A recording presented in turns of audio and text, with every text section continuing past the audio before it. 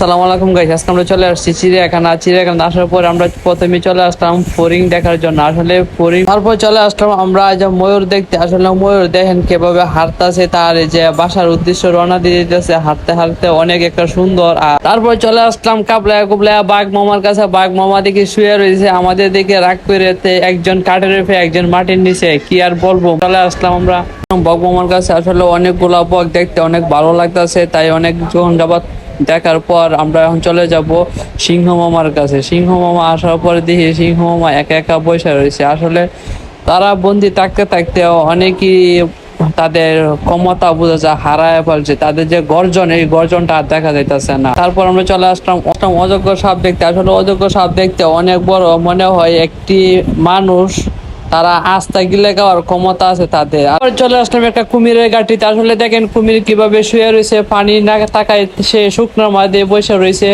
অনেকক্ষণ যাবার কুমির দেখার পর আমরা খুব ভালো লাগতেছে। তারপর চলে গেলাম জলহস্তি দেখতে। জলহস্তি দেখেন কেমনে পানির মধ্যে তারা প্রায় কাদার মধ্যে কেমনে শুয়ে রয়েছে। এবার চলে আসলাম বানর মামার কাছে। বানর মামার কাছে আসার পর দেখতে পারতেছেন তো তারা দুজন কিভাবে মিল কত সুন্দর ভাবে বসে রয়েছে। তারপর আমরা চলে যাব বক দেখতে। আসলে দেখেন এটা কি বক, এটার নামটা কি আমি সঠিকটা তা জানা নাই, তাই আপনাদেরকে একটু জানলে অবশ্যই কমেন্টে বলে যাবেন এটা ওই বকটার নাম। চলে যাব কচ্ছপ দেখতে। আসলে কচ্ছপ তারা যে পানির মধ্যে কিভাবে খেলা করতেছে, কিছু কচ্ছপ আছে তারা যে উপরের সিঁড়ির মধ্যে বসে রয়েছে। আপনাদেরকে দেখায় ভালো করে যে তারা দেখেন কেমনে সাঁতার কাটতে আছে নতুন একটা হাতির মতো বগের কাছে, যা অনেক ডানা কত সুন্দর মেলায় তারা পানির মধ্যে খেলতেছে অবশ্যই। আর আমার এই ভিডিওটা শেষ পর্যন্ত দেখার জন্য অসংখ্য অসংখ্য ধন্যবাদ। তাই ভালো থাকবেন আর আমার জন্য দোয়া করবেন। আল্লাহ হাফেজ।